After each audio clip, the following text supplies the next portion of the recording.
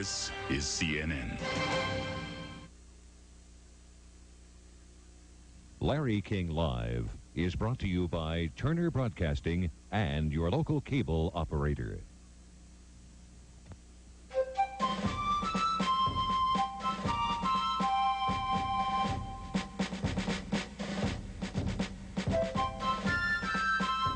Welcome to a special edition of Larry King Live. The North American Free Trade Agreement, a deal to knock down trade barriers between Mexico, Canada, and the United States. Good or bad for Americans? Tonight, Vice President Al Gore meets Ross Perot as Larry King and CNN present the NAFTA debate. Now from Washington, Larry King. Good evening. We need to tell you off the top about some ground rules that have been agreed to by the Vice President, Mr. Perot, and CNN. We have no studio audience here. Neither the Vice President nor Mr. Perot have any staffers in the studio, nor may they talk with any assistants during the telecast. No representatives of either side are in the control room while we are on the air. Our guests may use notes, visual aids if they wish. We have no debate clock. This is no formal statement and rebuttal format. There's no time limit on questions or answers. The program will go 90 minutes. To be fair about deciding who got to sit where, we tossed a coin earlier today. Vice President won and chose the inside seat. Viewer calls will be screened and chosen by the producer of this program, who will make every effort to assure balance.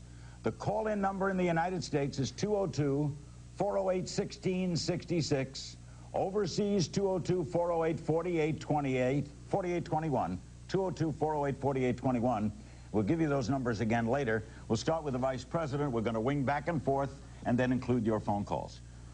When President Bush signed this in San Antonio, he was on our show, and then a few nights later I was with you and the then Governor, now President-elect Clinton, asked about this, NAFTA, and the President said, to the best of my memory, well, I'm basically for it. I want to see the side agreements. I want to hear what the unions object to, and then I'll come back and sort of let you know. But it was not a definitive yes. What changed? Well, we negotiated two side agreements that protect labor and protect the environment.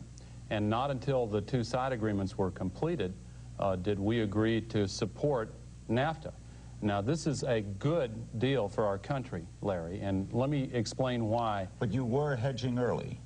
Well, we said from the very beginning that we wanted to improve the basic arrangement, which we did with these side agreements.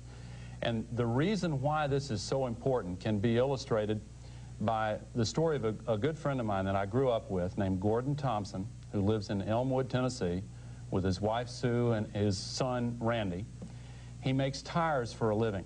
He's a member of the United Rubber Workers, and he's for this because he's taken the time to look at how it affects his job and his family. We make the best tires in the world, but we have a hard time selling them in Mexico because they have a 20% tax collected at the border on all of the tires that we try to sell. Now, when they make tires and sell them into the United States, the tax at the border is zero. So it's a one-way street. NAFTA changes that. It makes it even Steven. So he'll make more tires. Well, his job will be more secure. They'll make more tires. They'll be able to sell more tires. His son will have a better chance of going into that line of work if that's what he should decide he wants to do. And remember this, I mean, people think, well, they don't buy tires. Mexico bought 750,000 new cars last year. The big three sold them only 1,000 because they have the same barriers against our cars. Those barriers will be eliminated by NAFTA. We'll sell 60,000, not 1,000, in the first year after NAFTA. Every one of those cars has 4 new tires and 1 spare. We'll create more jobs with NAFTA. Weren't you a free trader always, Ross? I am a free trader now. Do you favor some sort of NAFTA? Absolutely. And what's your rub? The problem is this is not good for the people of either country. Yes. I think the important thing for everybody watching this show tonight to remember, this is not an athletic contest. This is not a question of who wins, whether I win or the Vice President wins. This is a question of, do the people of the United States and the people of Mexico win? Now, that's the important issue, and I'm sure we're in agreement on that. My concern is very simple. I look at many years' experience in the Maquiladora program. And here is what I see. We have a lot of experience in Mexico. I've been accused of looking in the rearview mirror. That's right. I'm looking back at reality. And here is what I see after many years. Mexican workers' life, standard of living, and pay has gone down, not up. After many years of having U.S. companies in Mexico, this is the way Mexican workers live all around big new U.S. plants. Now, just think if you owned a big U.S. company and you went down to see your new plant and you found slums all around it, your first reaction would be, why did you build this plant in the middle of slums? And your plant manager would say, oh, there were no slums here when we built the plant. And you say, well, why are they here now? They said, this is where the workers work. Your agreement would have been a different NAFTA, right? This would be a NAFTA that gives the people... Now, what are the rules here? Did I answer his questions or yours? Well, mine or both. This is freewheeling. Okay, but the point being, there it is. Here it is on a more personal basis. Livestock in this country and animals have a better life than good, decent, hardworking Mexicans working for major U.S. companies. And here's one just to look at. Here's a good, decent man working his heart out, making his cardboard shack, and the cardboard came from boxes that were used to ship the goods down there. Can I say something about this? I didn't interrupt you. Okay, now, guys. Now, maybe it just... Is this... now, your concept would have been what, Ross? If this was a bad deal, all I'm saying is if after 10 active years, this has been in effect since the 60s, but let's say 10 active years, you would think the standard of living of the Mexican worker would begin to come up. Instead, it continues to go down by design. 36 families own over half the country. So 85 million people work for them in poverty. U.S. companies, because it is so difficult to do business in this country, can't wait to get out of this country and go somewhere else, and, if possible, get labor that costs 1/7 of what it costs in the United States. How would you change it? How would you change it? Very simply, I would go back and study. First, we should look at this. It doesn't work. Well, what specific changes would you make in it? I can't, unless you let me finish, I can't answer your question. Now, you asked me, and I'm trying to tell you. Right. Well, you brought your charts tonight, so I want to know what specific changes you would like to make in the treaty. If you're against it, let them respond. How can I answer if you keep interrupting? Go ahead. Go ahead. Okay. Now, first, study the things that work. The European community has had a similar experience. They got to Spain, Portugal, countries like that, where the wages were different, people didn't have rights, so on and so forth, and they made them come up the economic scale. In 1904, Theodore Roosevelt wrote a beautiful, simple statement.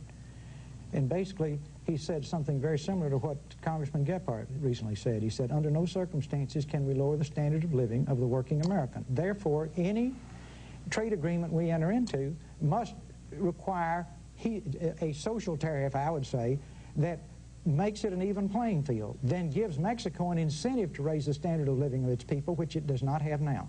Okay, can I respond now? The standard of living of okay. Now, so your basic response is you would change it by raising tariffs. I just started, but you interrupted. On That's Mexico. the first thing I would do. It's the first thing I would do. Okay, now, I've heard Mr. Perot say in the past that, as the carpenter says, measure twice and cut once. We've measured twice on this. We have had a test of our theory, and we've had a test of his theory. Over the last 5 years, Mexico's tariffs have begun to come down because they've made a unilateral decision to bring them down some. And as a result, there has been a surge of exports from the United States into Mexico, creating an additional 400,000 jobs, and we can create hundreds of thousands of more if we continue this trend. We know this works. If it doesn't work, you know, we give 6 months notice and we're out of it. But we've also had a test of his theory. When? In 1930, when the proposal by Mr. Smoot and Mr. Hawley was to raise tariffs across the board to protect our workers, and I brought some pictures too. You brought some pictures? Is a protectionist? This is a picture of Mr. Smoot and Mr. Hawley. They look like pretty good fellas. They sounded reasonable at the time. A lot of people believed them. The Congress passed the Smoot-Hawley Protection Bill, He wants to raise tariffs on Mexico. They raised tariffs, and it was one of the principal causes, many economists say the principal cause, of the Great Depression in this country and around the world. Now, I framed this so you can put it on your wall if you want to. Thank you. Thank you. Thank you. Would raising tariffs produce another... We're talking totally different, unrelated situations. Now, you do need to measure twice and cut once, but then if you have a program that is failing, you should not institutionalize it. See, the Mexican program has failed. It's failed the people of Mexico. It's failed the people of the United States. These numbers they give of exports from the United States are not realistic numbers. For example, they count in the government figures automobile parts going into Mexico to be put into cars made by U.S. car companies in Mexico and shipped back to the United States to be sold as if Mexican consumers bought those parts. That didn't happen. Then if you take let's just say you have a piece of glass crystal that you spend $100 making it in this country. You're going to send it to Mexico to have $10 of additional work done to it. They count it as a $100 export. Then they count it as $100 to come into Mexico from the U.S. Then they count it as $110 import back in the United States. Now then, when you look at how they count, the real export figures to Mexican consumers are tiny. The used factory equipment coming from U.S. factories going into Mexico, new factories going to Mexico, are not bought? No, no. It's a Zenith moves equipment from the U.S. into Mexico. That's used equipment. Then we count that as if Mexican consumers bought it. Nobody bought anything. Old equipment just came to Mexico. Let me respond to that if I can, because unfortunately there's a grain of truth to that, but it's so tiny that it's not a half-truth. It doesn't quite rise to that level. There are a few things in that category, but the vast majority, 80 to 90%, are exports that stay in Mexico and are bought there. Here's what's happened to our trade surplus, and these figures are net figures. It takes into account everything that he's talking about in that small category. In 1987, before Mexico started lowering its taxes at the border, its tariffs, we had a $5.7 billion trade deficit with Mexico. After 5 years, the goods we make and sell into Mexico, the volume has been growing twice as fast as the goods they make and sell in the United States. So last year, we had a $5.4 billion trade surplus. Now, if that trend continued for another 2 years, and NAFTA will, by removing those barriers, greatly accelerate it, we will have a larger trade surplus with Mexico than with any country in the entire world. Why are trade unions so opposed to it then? Well, some of them... I mean, if your friend who makes the tire, and he's a union member, is going to benefit from this, why is the unions aligned with Ross Perot? Why do we have this alignment of Ross Perot unions, Jesse Jackson, Pat Buchanan, and Ralph Nader? Because some of them make the same mistake that, with all due respect, Mr. Perot makes. They confuse the bad trade deals in the past with this one, which is the first time we've been able to get one that's even Steven, with zero taxes on both sides. You know, I told you about my friend Gordon Thompson. The international president of his union opposes NAFTA. Gordon Thompson has taken the time to look at the facts, and he supports NAFTA. Let me tell you who else has taken the time. Every living former president of the United States in both parties, the two-termers and the one-termers. Every former Secretary of State, every former Secretary of Defense, Secretary of Treasury, every living Nobel Prize winner in economics, conservatives, liberals, everyone in between, they've never agreed on anything. Wait, let me just finish this one point. And distinguished Americans from Colin Powell to Tip O'Neill to Rush Limbaugh, Ross Perot Jr., the head of his business, Morton Meyerson, Orville Swindle, the head of United We Stand last time, and Ross Perot Sr. supported it until he started running for president and attempting to bring out the politics of fear. Ross? Will I be able to speak for a second or two from time to time? You're on. Because there's a lot of inaccuracies here. Let's go to the big picture and skip the personal stuff. People who don't make anything can't buy anything. Let's start with that. We are 85% of the market. Canada is 11% of the buying power. Of the total three market. And Mexico is only 4%. People who don't make anything cannot buy anything. Never forget that. Now then, let's look at these exports. See, here's Mexico, 4%, Canada, 11%, United States, 85%. We're the biggest buyer of goods and services in the world. Please remember that tonight. That's one of our aces. Now then, here's the real export story. You get down here, these are the phony exports down here. Here are the real exports here, about $7.7 billion. You take this thing into pieces, you take this big number here, and take it right down to here, and that's what you're really talking about. And just remember this. If you want to trade, you trade with people who make money. You don't trade with people who oppress their workers and they don't have any money. Now, it's true. Now, a good deal will sell itself, folks, just plain talk. 4 former presidents came out for it and couldn't sell it. All the secretaries of state came out for it and couldn't sell it. We had satellite going across 200 auditoriums across the country. That didn't sell it. Got Lee Iacocca for it. That didn't sell it. $30 million coming out of Mexico, and that is rotten and that is wrong, and that didn't sell it. $35 million coming out of corporate America to try to get out of this country, go south of the border, and hire that cheap labor, and that didn't sell it. Let me know. This dog just didn't hunt. Now, today they don't have the votes in the House of Representatives. We're in the 3rd quarter. They can get them because they're buying them big time with your tax money. We're working the halls night and day to make sure it doesn't happen. You can play a key role in it. But sure, they all tried to sell it to you, and the fact that they couldn't demonstrates that this deal is not good for our country. Let me get a break, and then, but it doesn't impress you that every former president supports it? It impresses me that they couldn't do it. Oh, but it doesn't impress you that they support it? That they show, those are the guys that cut the worst trade deals in history. He's already talked about it. It's not over with. Wait just a minute now. They did the Japanese deals. They did the Chinese deals. God bless them. They cost you 2 million jobs. 2 million jobs. You think they fooled Colin Powell? He's a great soldier, doesn't know anything about business. We'll have the Vice President respond with Vice President Gore and Ross Perot after this. But he couldn't.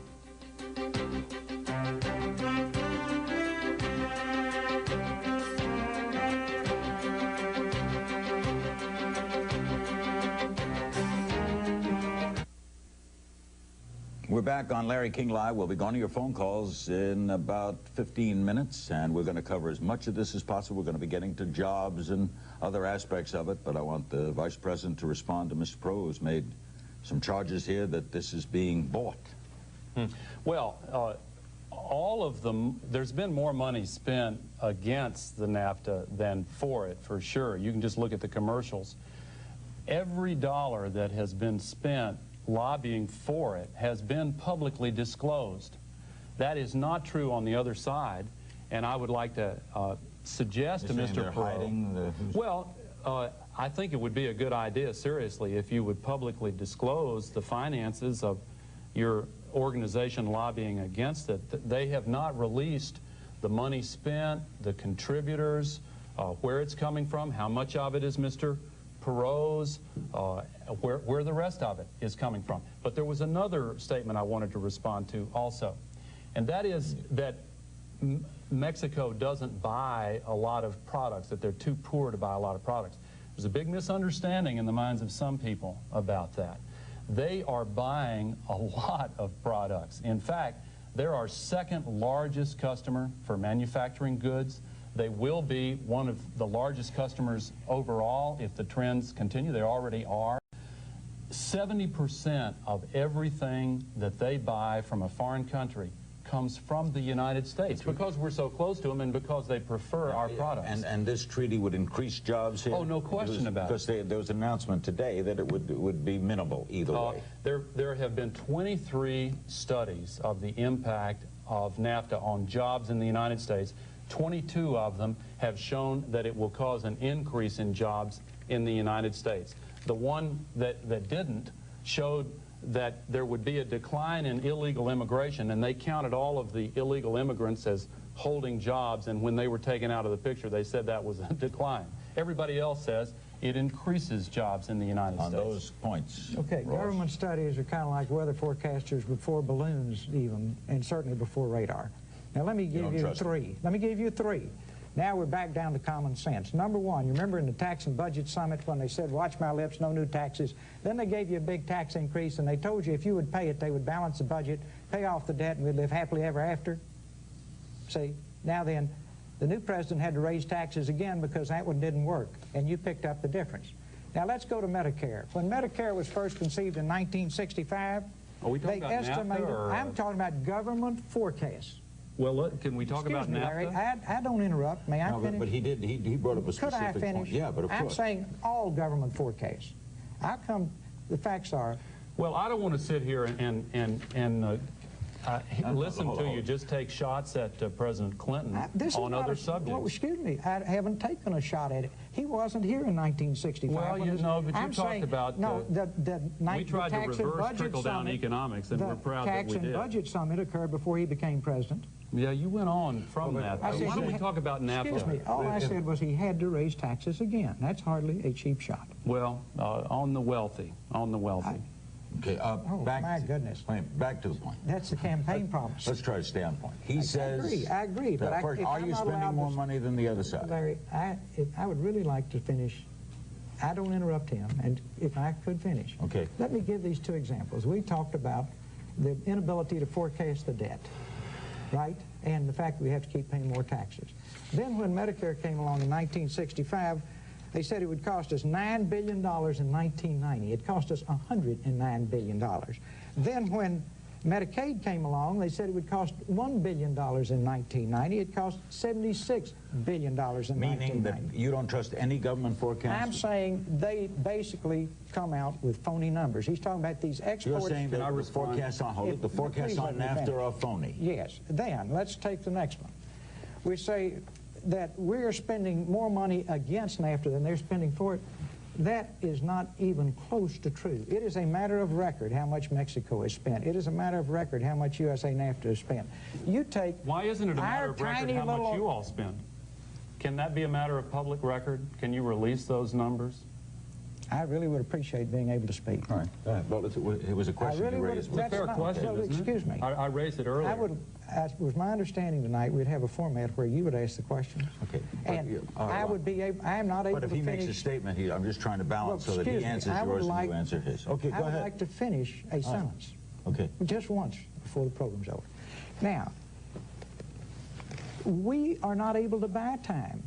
If you are anti-NAFTA, you cannot buy time on the networks. We have had to go buy local station time.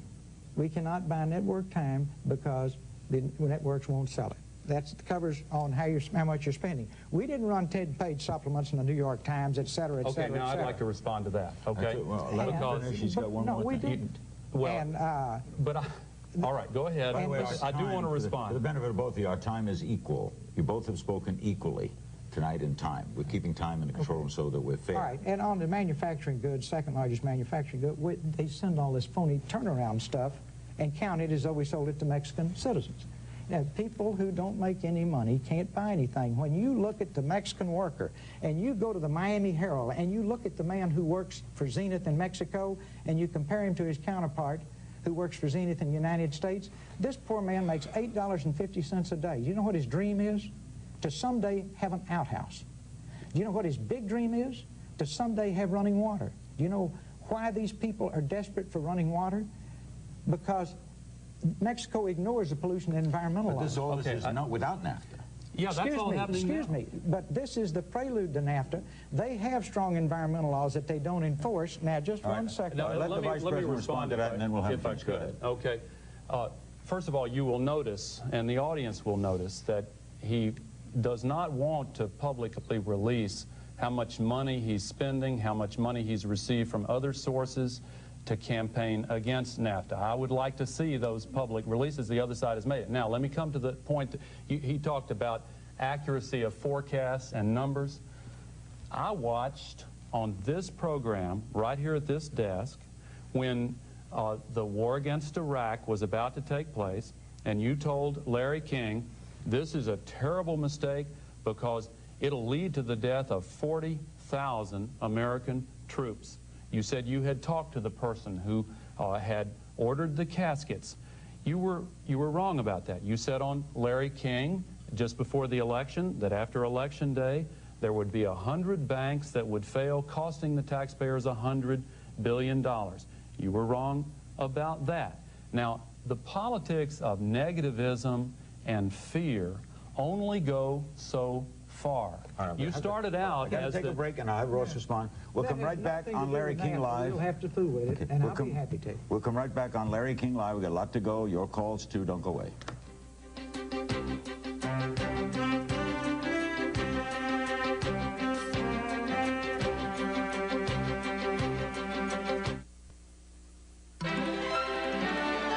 This is CNN. We've been around the fringes here, and I want to get to jobs, but we'll have the Vice President finish his statement, then Mr. Perot respond, and then we'll get to some specifics and your phone calls. Well, you're getting to the key issue there, because Bill Clinton and I were elected to do something about what's happening to working men and women in this country. Correct. They've been losing their jobs. There has been unfair competition from foreign countries that don't let our products in, even though we buy their products. This will help to stop that. Some people want to stay with the status quo, just keep things the way they are. We want to open up these barriers. And let me give you a specific example. Valmont Electric Company in Danville, Illinois, less than a year ago, was trying to sell products into Mexico. They've got a 13% tax at the border. We have a 0 tax coming the other way. They closed down in Danville, 400 jobs lost. They opened up in Mexico with 100 jobs down there, and now they ship their products duty-free back into the United States through the Alliance Airport, which is the free trade zone that Mr. Perot's company has set up for. It's kind of a private free trade zone outside of Dallas, and they take Valmont Electric's products and distribute them through the United States duty-free. Now, if we passed NAFTA, that 13% tax that they have at their border would be gone, and companies like Valmont could stay here in the United States, sell their products in Mexico, and not have to go down there to get over the barrier. Are you saying that Mr. Perot is personally benefiting by attacking NAFTA? I think he has set it up so that he will benefit financially either way. But if NAFTA passes, I mean, if NAFTA is defeated, this family business that has a free trade zone outside of Dallas will continue to distribute products coming from Mexico into the rest of the United States. What is the deal with the alliance? I think I'll explain it, but what we see here tonight is why our country is $4 trillion in debt, going $1 billion in debt every working day. Nobody ever focuses on the real problems. Now, I'm going to try to say this as simply as I can. Alliance Airport is in Fort Worth, Texas, not in Mexico. Alliance Airport is owned by the city of Fort Worth, not my son. Can you shake your head on that? No. The Alliance Airport, check the FAA, is owned by the city of Fort Worth. You don't have the ownership airport, of the airport of the now, I'm gonna Alliance Corridor Incorporated? Please. All right, let him finish. Please. Let's have an unnatural event and try not to interrupt me. Okay. Now, my son owns land adjoining the airport. Now, the purpose of that land is to build factories and warehouses so that industrial goods can be moved by rail and by air. Just now, watch my lips. The jobs will be created in Texas. Texas is in the United States. The workers will be United States citizens. They will be paid U.S. wages. It is a job creator in the United States of America. And all of this other silly putty they throw up, for example, the free trade zone concept goes back to the 1930s. It is nothing new about the free trade zone concept. You have to apply to the U.S. government to get it, and if it didn't make sense, I guess they wouldn't have given it to him. But it is not aimed at doing business with Mexico. You're not involved in Mexico it? will be a tiny little part of this whole operation. Okay. If I am putting my country's interest far ahead of my business interest. You would do wetter with NAFTA? I would, no. when I'm in a room with corporate America, the first thing they say is, Perot, why don't you keep your mouth shut? You could, with your resources, make more money than anybody else. Here is the NAFTA game. Buy U.S. manufacturing companies cheap right after NAFTA passes that are labor intensive, that make good products, that have marginal profits. Close the factories in the U.S., move the factories to Mexico, take advantage of the cheap labor, run your profits through the roof, sell the company stock at a profit, go get another one. That's what they do now. That's what they're doing right now. Are they doing that now? And they're using Alliance Carter Incorporated in part to do it. You're talking about something like a trickle of water coming over Niagara Falls as opposed to the gusher. You know it. Now, you say it's your son's business. Do you guys ever do anything but propaganda? Isn't it your business also? Would you even know the truth if you saw it? Oh yes. I don't believe you would. You've been up here too long. Let me ask you a question. Please let me finish. This is not crossfire, is it, Larry? No. Go ahead. May I finish? And then I'd like to ask a question. All right.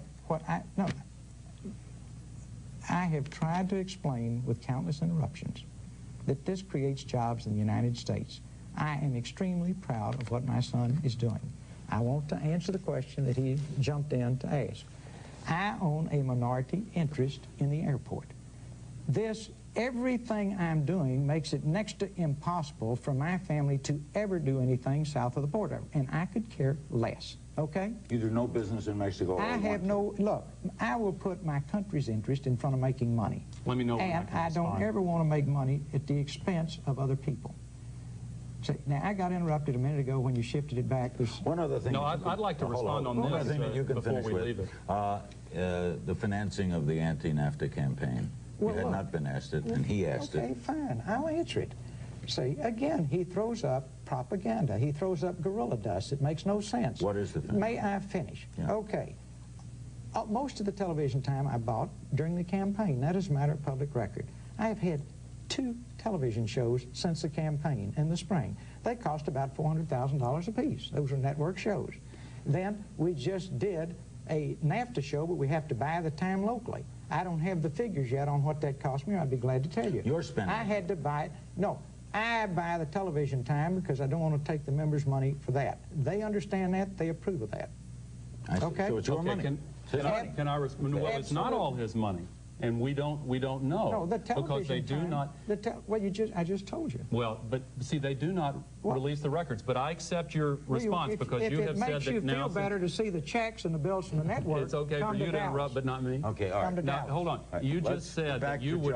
You just said that you would release the records, and I appreciate that. Now, it has nothing to do with what's going to happen to our country. Well, we need to know who's trying to influence it. Now, I am paying for it. Is that simple? Okay. We got the answer, guys. Okay, now on this alliance business is connected to the jobs issue. Why is it important? Well, because right now we've got these barriers that we cannot surmount to sell into Mexico. We have been trying for years to get an even relationship so that their tariffs, their barriers, their taxes at the border will be eliminated. A lot of companies now have an incentive to leave the United States and locate down there. We heard about auto parts. Right now there is a 13% tax at the border collected by Mexico on U.S. auto parts. Wait a minute, let me finish. This is important, Larry. And there is less than 1/2% tariff the other way. That big growing market down there, in a few years they're going to be buying 1 million cars a year. In order to sell into that market, these companies now have an incentive to pull up stakes and move down there.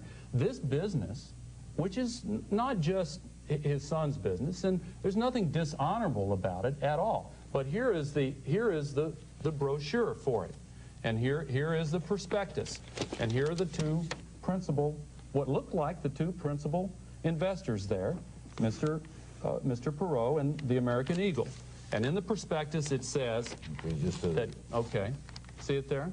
Okay, now. And in the prospectus it says that this is an ideal national distribution center for products coming out of Mexico. Plus, he has lobbied the taxpayers to spend more than $200 million in taxpayer funds in this project. Who is that he? Takes you and your business. I've not lobbied anybody. There's nothing illegal about it. I haven't done it. I haven't not lobbied anybody. You've never hired a lobbyist? In my life? You mean on the airport? Both.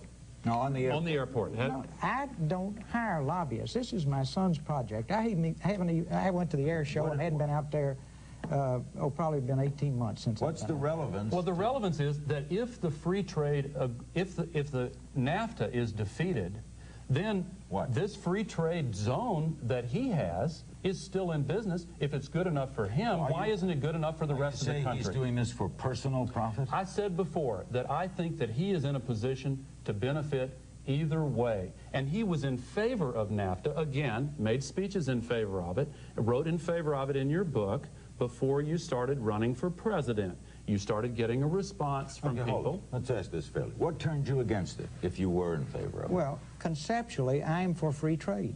I am, if we ever get back to the subject, for a good agreement with Mexico. I am deeply concerned about the 85 million people who live in poverty and don't have any rights. I am deeply concerned about workers who, when they go on strike, U.S. companies call in goons, bring in the state police, shoot several workers, kill one, injure dozens, put the workers back to work, and cut wages 45%. Those are things that are wrong. We can do this right. I am not in favor of a one political party country. The PRI runs the country. President Salinas will pick his successor. President Salinas went to the 36 families who own over 54% of the gross domestic product and asked them for $25 million apiece. Fortunately, for their families, one of them leaked it to the New York Times and they didn't have to pay. That's Mexico. He will pick his successor, not the Mexican people. Read the State Department's annual report on human rights of journalists being killed, people in the opposing political parties being put in prison and killed and tortured.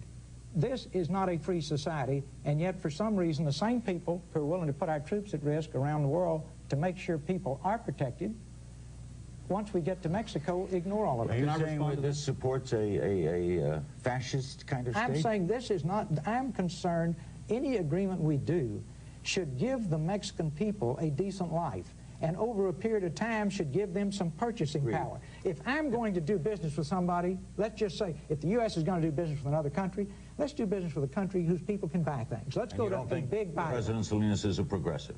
President Salinas is almost out of office. I'm worried to death about who follows him. Can I respond? When you treat people the way they treat people, it's a matter of time until they lose power. Now, they've had it for a lot of years, and they keep it by force, but whether it's labor and management or countries and people, you oppress people long enough, and you got to change, and that will happen. Let me respond to this. Because some of what he's saying here is true. Mexico is not yet a full democracy. They do not yet have full protection for human rights. They do not yet have the kind of living standard and labor standards and environmental protection standards that we would like them to see. But they've been making tremendous progress, and the progress has been associated with this new relationship to the United States. The decisions in Mexico will ultimately be made by the people in Mexico. The question is whether or not we will have the ability to influence what they and their government decide.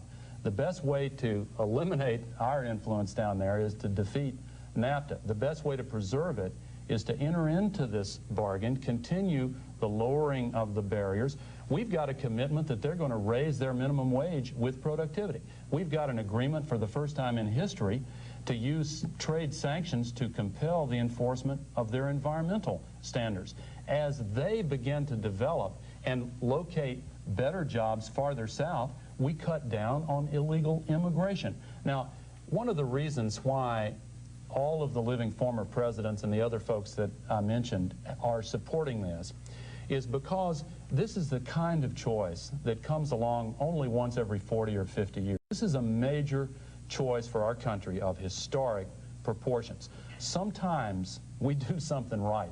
The creation of NATO, the Louisiana Purchase, Thomas Jefferson did the right thing there, the purchase of Alaska.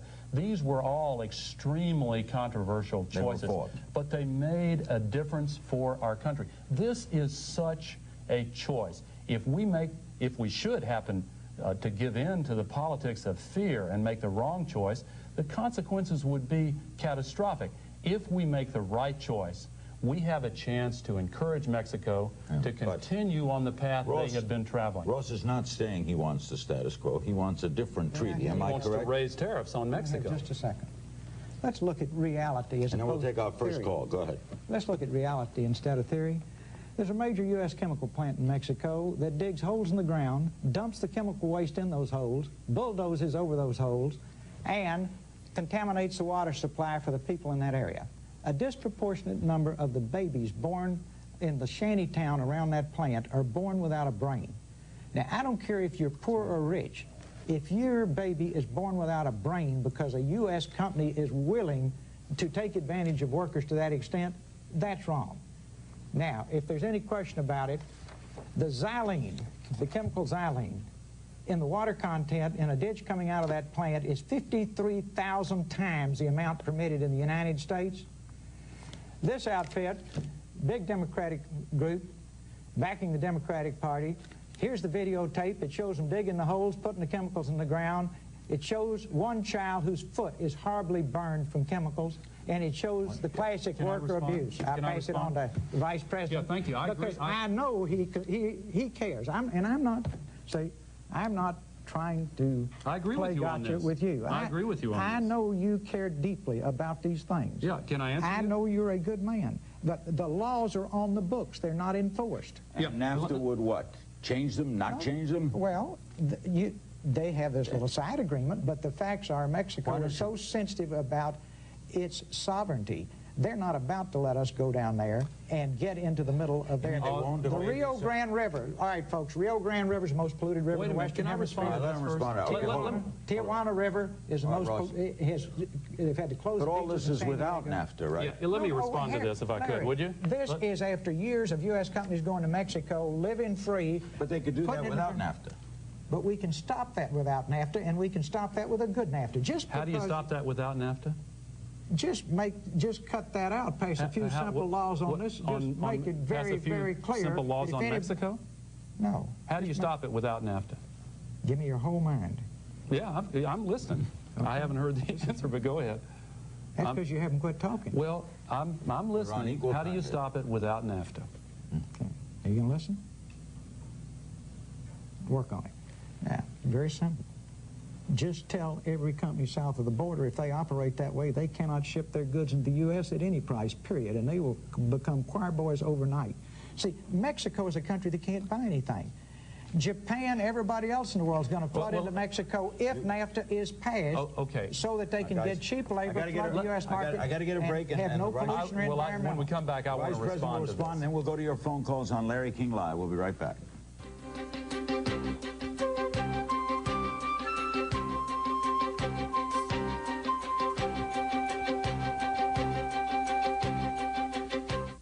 Give me a chance to respond to this. Okay, if we keep responding, we're never going to get some calls. But I'll have the Vice President respond on the Stefan Chemical, and then quickly the calls. Quick. Oh, thank you. Well, if we defeat NAFTA, we'll lose all leverage over the enforcement of Mexico's environmental laws. With NAFTA, Ross says we just passed a law to... that wouldn't affect Mexican companies or the investments from other countries, but the problem has been not so much their laws, but the enforcement of their laws. We probably can agree on that. This side agreement that we negotiated gives us the ability to use trade sanctions to compel the enforcement of their environmental laws. Let me get some calls in. It's a major step forward. By the way, I must tell our audience that we're keeping kind of scores, so we're fair. We always try to be fair. And each party has had equal time right to this minute in talking. We go to Washington, D.C. as we begin phone calls. Hello. Hello. My question is for Mr. Perot. Yes. How can the United States expect to compete on a long-term basis in an increasingly interdependent economic world while Europe and the PAC Rim nations unite through their own respective trade alignments? Very simple. We got the most productive workforce in the world. We're the biggest buyer of goods and services in the world. We're the market everybody wants to sell to. Our problem is we do the world's dumbest trade agreements. You go back to the agreements we've done all over the world, you'd be amazed that adults did them. We're about to do another one, but the American people have stopped it. It's dead in the House of Representatives. It's time we draw a line in the sand, and we've done it. Now, here's the key. You want to buy and sell with people who have money. You want to trade with partners who have money, but then if you make a one-sided deal with Japan, they get all the benefits, we get all the problems. Then you come to Mexico. it's an emerging nation. You want to help it. You put in this tariff that as they raise the standard of living of their people, the tariff goes away. If anybody wants to do things like destroy people's lives by dumping chemicals and all that, and polluting the Rio Grande River, and destroying the Tijuana River and the beaches in San Diego and the life in San Diego pretty soon, you just say you can't ship your goods to the U.S. You can help Mexico and do it. No, you can't compete. Go put your primary effort with people who have money to spend. Then, because we want to help emerging nations, help nations like Mexico. But your primary effort has to be, and believe me, you say, does everybody want to do business with us more than anything else in the world? Because we buy a lot. Please try to limit answers so we get a lot of calls in quickly. Caller, could I? Yeah. Let me give you a quick example. Mattel just announced that if NAFTA is passed, it will move a plastics factory from Asia to Mexico. Instead of getting the plastic from China, it will get the plastic from the United States.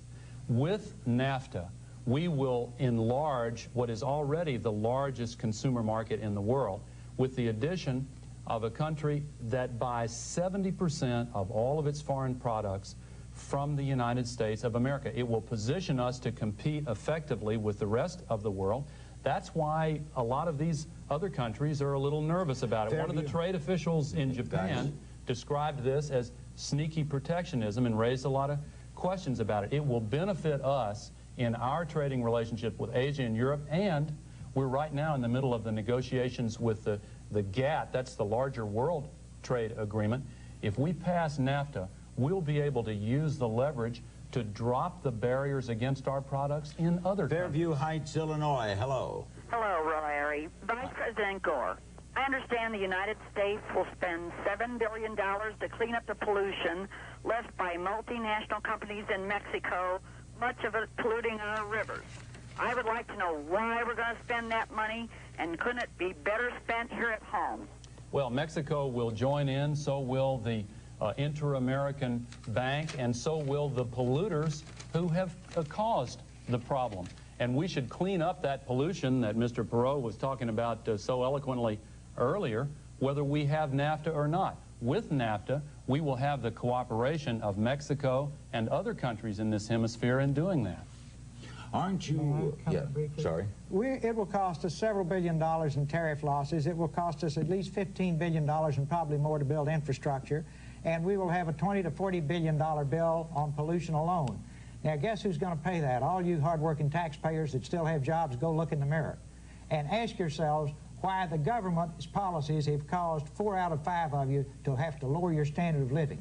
Ask yourself why your government sent 2 million jobs to Asia alone, manufacturing jobs, in the 1980s. Now, you agree with that number? All of that happened before NAFTA and before we took office. That's not the point. Is it a good number? Oh, we've lost a lot of jobs to lousy trade deals in the past because they weren't fair. Well, they weren't fair. That we've made lousy Let me finish now. I'll let you. Excuse me. Thank you very much. I'll let you finish. I like that line. I appreciate that. The fact is that we have the opportunity with NAFTA to stop this kind of stuff. All of the problems that Mr. Perot talks about will be made worse if NAFTA is defeated. We have an opportunity to make all of them better if we pass NAFTA. Listen, Larry, the whole world is poised, waiting for America's response to Mexico's decision to say yes. We have knocked on their door for 20 years trying to get them to stop being protectionist. Are you saying this embarrasses us if we turn? Well, of course it does, but it's far more important than just embarrassment. It diminishes our ability, it would diminish our ability to open other markets overseas. The GATT round would probably not be completed if NAFTA were defeated. I got an exact break here. We'll come right back. Half hour to go. We'll take your phone calls. Don't go away.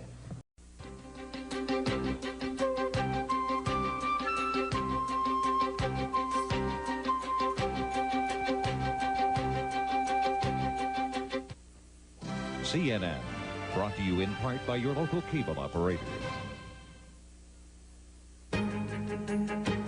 For your own VHS copy of this special Larry King Live NAFTA debate with Vice President Al Gore and Ross Perot, call 1-800-799-7676. Cost per tape is $19.98 plus $3.95 shipping and handling. Add sales tax where applicable.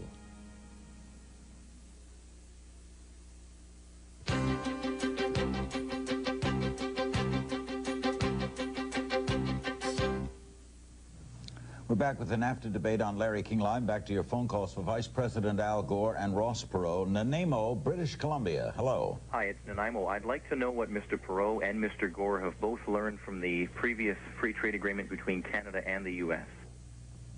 Both learned? Ross?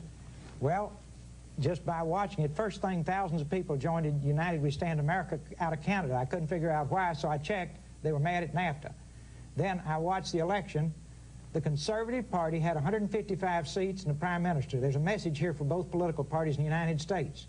After the dust cleared, they had 2 seats in Parliament, no prime minister. NAFTA? Reason, NAFTA. Why? Huge numbers of manufacturing jobs left Canada, came into the United States because of a 15% wage differential. We pay our workers less in Canada. Now, when you've got a 7-to-1 wage differential between the United States and Mexico, you will hear the giant sucking sound. No, there's a political lesson, there's a business lesson. I'm going to ask you to limit the answers. So yeah, but this is an important question, and it's important to realize that only one of the parties in that election campaigned against the basic NAFTA treaty. That was the socialists. They lost seats. They only got 9 seats out of 258. And now the person who won has been talking with the President Clinton. This has been a good deal for both Canada and the United States. Both have gained jobs. Both have gained trade flows. Both have become more competitive in the world marketplace as a result. And there is a tooth fairy and there is an Easter bunny. Bethesda, Maryland. Hello. Good evening, Larry. I'd like to ask the Vice President specifically to answer in terms of a time limit. How long, how many years, 5, 8, 10 years will it be before we see these new jobs in America that are supposed to be out there? Job swing, how long? Well, we are already seeing a great many new jobs. We have seen 400,000 new jobs just in the last 5 years because of Mexico's unilateral decision to lower the barriers to U.S. products. We'll see 200,000 jobs, it is estimated, over the next several years in the wake of NAFTA. No. We think absolutely unions not. Are wrong.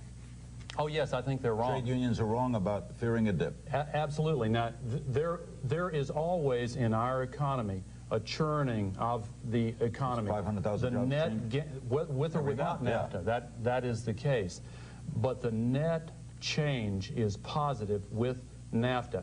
Now, there are all kinds of estimates. Virtually all of them show job gains, as I said before. Some of them show very large job gains.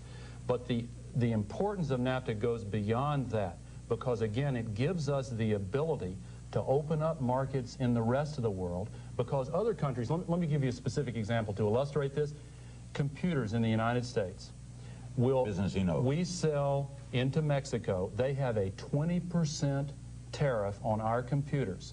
After NAFTA, they will have a 0% tariff on our computers, but the 20% will still apply to Asia and to Europe. So with the transportation advantage and a 20% price advantage, who are they going to buy their computers from? They're going to buy lots of them from us. Now that gives us an advantage, and when you sell more products, you make more products. When you make more products, you hire more people.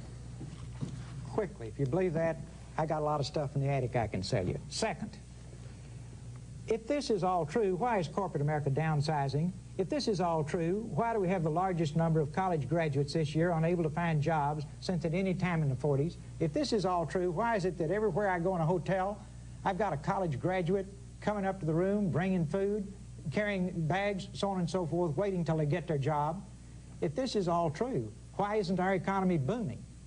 See, it just doesn't fit, folks. Just go look at reality. Look at reality. I'd like to answer the question if I could. No, because while we have a $5.6 billion trade surplus with Mexico, we have a $49 billion deficit with Japan, a $19 billion deficit with China, a $9 billion deficit with Taiwan. Those are trade problems. Mexico is a trade opportunity. If we use the opportunity to pry open the markets in the rest of the world, we'll change this. All of the problems that he talks about, that's what we want to change. We don't accept the status quo. We want to fight for working men and women, and NAFTA is part of it. Zagreb, Croatia. Hello. Good evening. My question is this, Mr. Perot.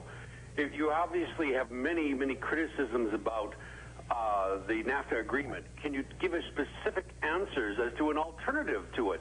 If you don't like it, tell us what really we should be doing. Can you overview a treaty you would sign? Yes, I will do it again. First, you've got to have a clear understanding with Mexico that we can only do business with a country that gives its people a decent standard of living and respects human rights. Because we are all humans. Every human life is precious. That would be the first part of it. Every human life is precious. If you don't treat your workers fairly, and if you don't treat your people fairly, history teaches us that that produces stress that will take maybe a century to cure. It's in Mexico's interest to do that. Then their workers will come up the economic scale. We'll put in a social tariff that drops as they bring their workers' pay and benefits up. If we pass NAFTA and we pass health care, and your competitor goes to Mexico, you will either have to go to Mexico or go out of business. I can give you a whole list of things like that. So you would have a tariff that swings? The way we're set now. No, it's a social tariff. As they bring their people up, we drop the tariff. When it's head-to-head competition, their people have equal pay and benefits to ours. What's wrong with that? There is no tariff, and we're brains and wits, and off we go. That's good for Mexico, and it protects our people. Why is that bad? Well, it kind of goes back to the Smoot-Hawley idea, seriously. For this reason.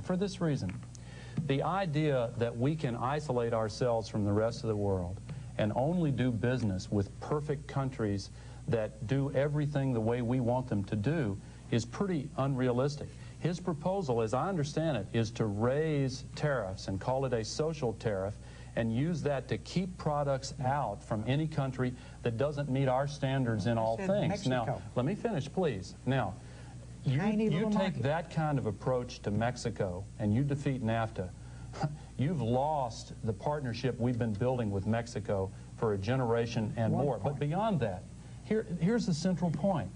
We have to realize that we unilaterally cannot change the entire world. We can't force every country in the world that we want to trade with to meet our standards in everything that we would like to see them meet.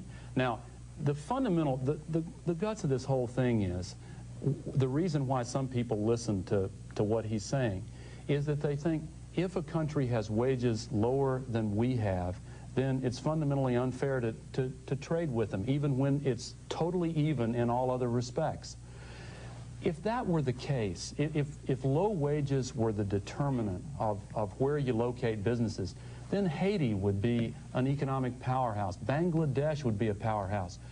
We have problems, trade problems, with countries that have wages higher than we have, like Germany.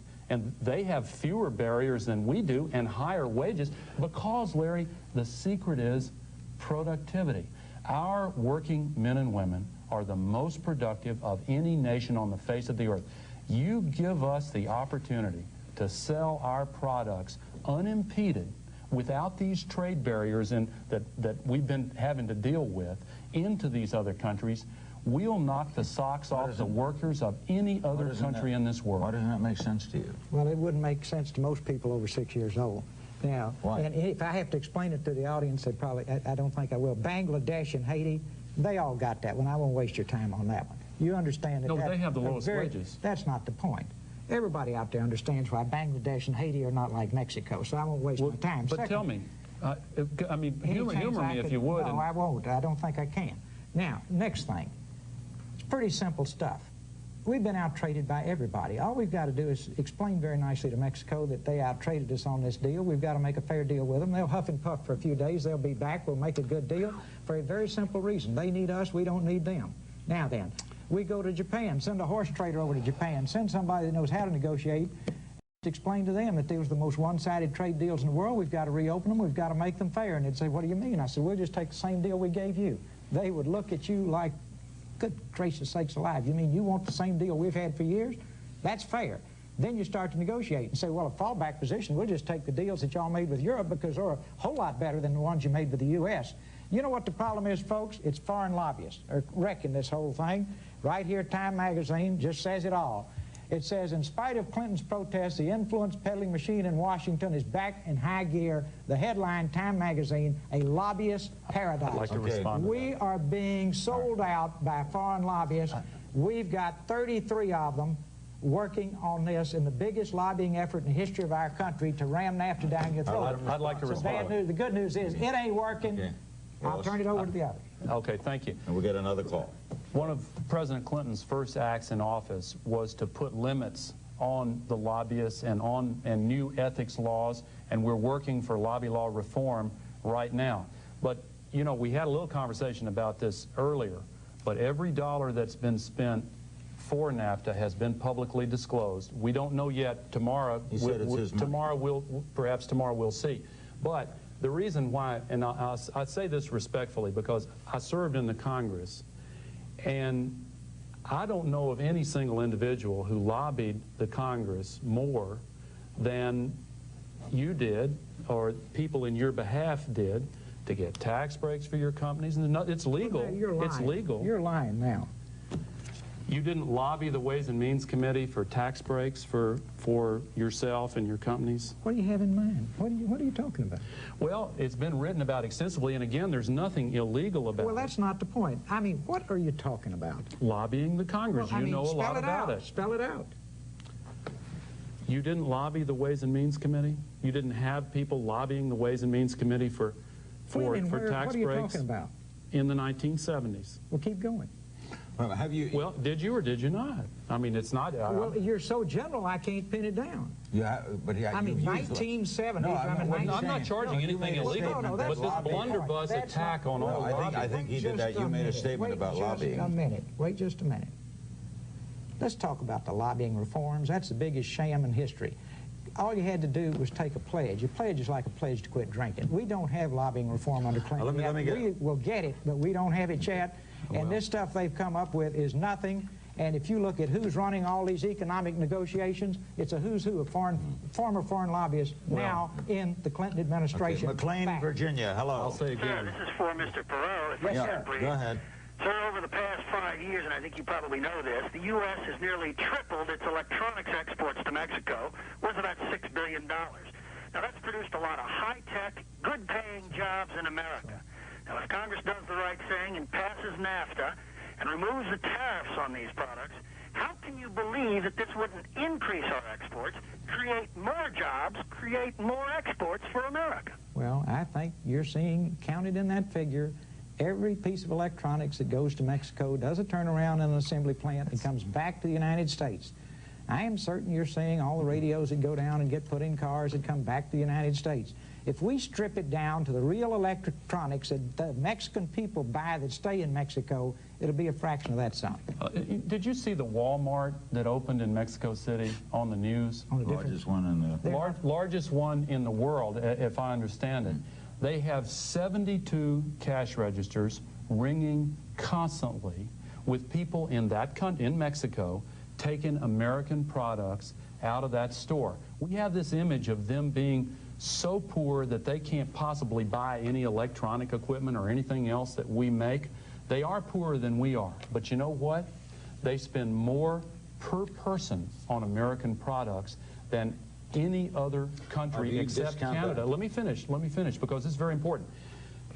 Japan, if you take everything that Japan buys, only 2% of it comes from the United States. If you take everything that Mexico buys, it's 800% larger, and if you take what they buy from foreign countries, 70% of everything they buy from other countries comes from us. They prefer American products. If we lower those trade barriers and get rid of them altogether, we will have an export surge into Mexico, and we'll have a partnership with Mexico that will help us remove the trade barriers in the rest of the world. Fairfax, Virginia. Hello. I should bring it down. Fairfax, Virginia, with Vice President Al Gore and Ross Perot. Hello. Companies can come into Mexico by, thousands and set up manufacturing of products using the cheap Mexican labor, and I think that is the biggest threat to the loss of U.S. jobs. Is this correct?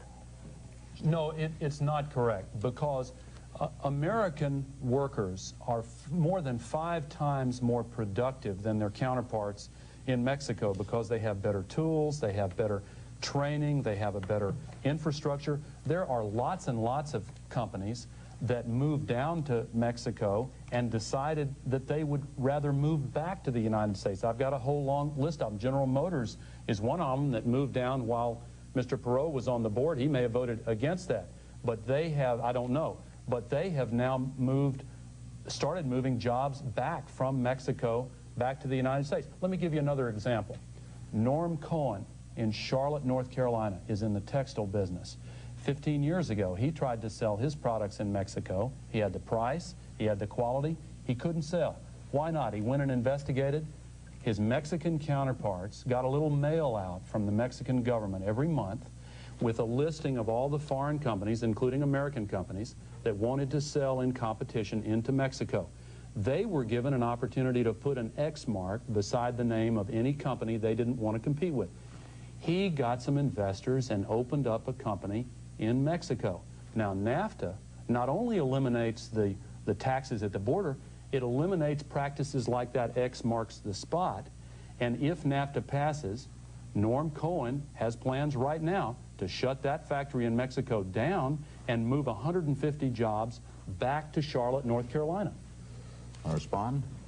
If I have to, first off, you don't have to. The whole textile thing is a joke. Talk to anybody in the textile business, and they will tell you if their competitors go to Mexico, they will have to go to Mexico. They will also tell you that the Mexicans have spent a fortune building textile plants and are building them now in Cuba, where labor is next to nothing.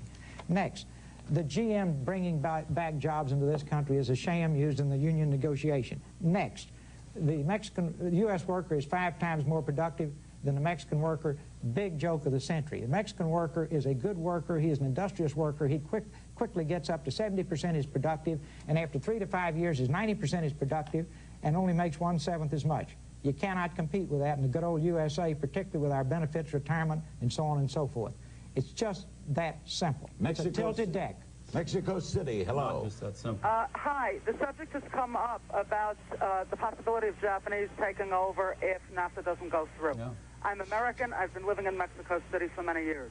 There are thousands of Japanese here. They are waiting. They are lurking. What are you people doing? Let me answer that. Hold on. What's the finish of it, ma'am?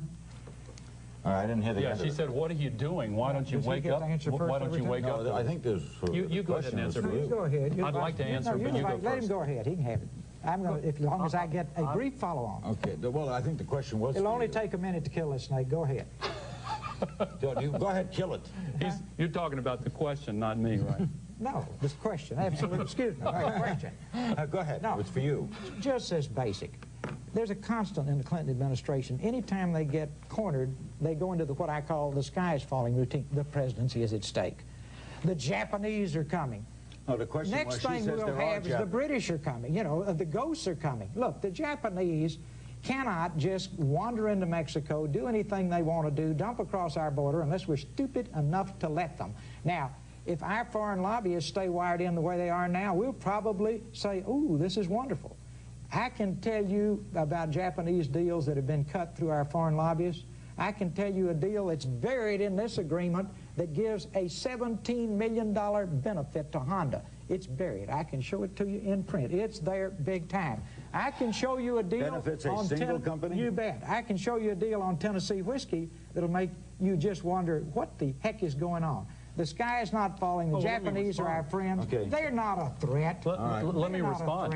Both automobile manufacturers, including Honda in Marysville, Ohio, Nissan in Tennessee, Saturn in Tennessee, all of the companies in Detroit, they benefit because that Mexican tariff is brought down to zero. Every other American benefits. Tennessee whiskey benefits. Every American business potentially benefits if they want to sell in Mexico. But hold on, because I want to respond to her question. This is extremely important.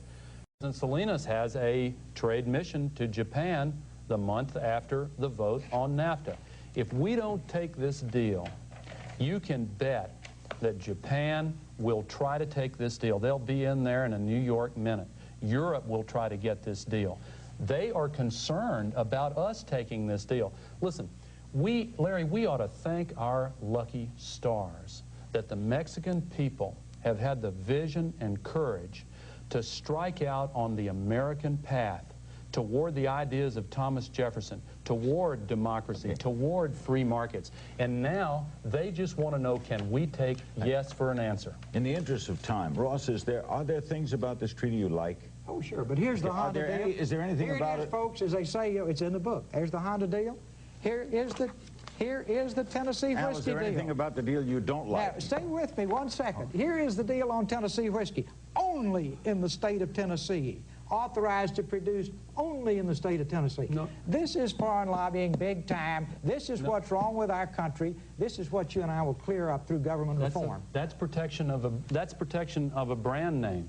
That's protection of a brand name. One of the things about this treaty is it protects intellectual property. Why just that brand name? Well, it's not just that brand name. If you look at the line above it, it says bourbon whiskey. Right? That doesn't have, that's not a brand name. And Tennessee whiskey. And Tennessee authorized to produce only in the state of Tennessee. No, but that refers to the other one. It deals with all bourbon. Caught in the middle of the act, folks. I think bourbon is on. No place to run, no place to hide. Okay. Is there anything about... Excuse me. Just so you're clear about that, those are brand names. And one of the things we've been trying to get in our trade dealings with other countries is protection for what's called intellectual property. And it's a good thing, too, because Mexicans now prefer U.S. brand name products. That's why they're going in and out of that Walmart so fast. All right, there's a 6-month out if it's turned down, right? Yeah. Now let's talk about that for a minute. If I'm wrong and he's right, then you give 6 months notice and you're out of it. Ross, what's wrong with that? Now, here's the way we get out of it.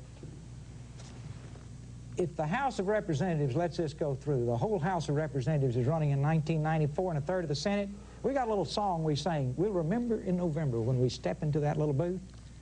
If we have to, we the people, the owners of this country, we'll clean this mess up in Washington in 94. Are you saying you will? And we'll make sure that we put the 6-month tail on this thing in 1995. And if you think these guys will, you believe in the tooth fairy. Well, Ross, are you saying that you're going to work against congressmen who vote for it? I'm not. Our people are really angry about this. Working people all across the United States are extremely angry. There is no way to stop them. They are not going to tolerate having their jobs continue to be shipped all over the world. We've got to have a climate in this country where we can create jobs in the good old USA. Okay, that is one thing that the President and Vice President could do for us, and they're not. Excuse me. I'd like to say something about that, because that's a direct political threat against anybody who votes for this. This is a choice between the politics of fear and the politics of hope. It's a choice between the past and the future. It's a choice between pessimism and optimism. It's a choice between the status quo, leave things as they are, enact new tariffs on Mexico and I don't know who else, or move forward into the future with confidence. We're not scared. We're not a nation of quitters. We're not a nation that is afraid to compete in the world marketplace. And when we face a choice as important as this one, it is extremely important that we make the right decision. This is a fork in the road. The whole world is watching. What's going to happen in 8 days? I love the way these guys turn around on a dime. They've been out making speeches that everybody ought to get a depression check every time they get their eyes checked or their glasses checked, and the president's made a stream of speeches telling us how insecure we are. Now suddenly they figured out that we are a strong, proud people, and we are not going to let this trade agreement go through and create further damage to this great country. Let me make sure I say this before we go off the air tonight. I'll give you one reason that will just stick why we can't continue to do these agreements. If we keep shipping our manufacturing jobs across the border and around the world and deindustrializing our country, we will not be able to defend this great country, and that is a risk we will never take. He started off as head of United We Stand. I'm afraid he's going to end up as head of Divided We Fall. Everything that he is worried about will get worse if NAFTA is defeated. We want jobs for America's working men and women. We want to get rid of the barriers that have prevented us from selling what we make in other countries. This is an historic opportunity to do that. Thank you both for this historic evening. The vote in Congress is 8 days away. You'll be hearing lots more about it. Thanks to Ross Perot and Vice President Al Gore, for everyone here at Larry King Live, and for the superb staff that put this all together. The best in the business. Thanks for joining us, and good night.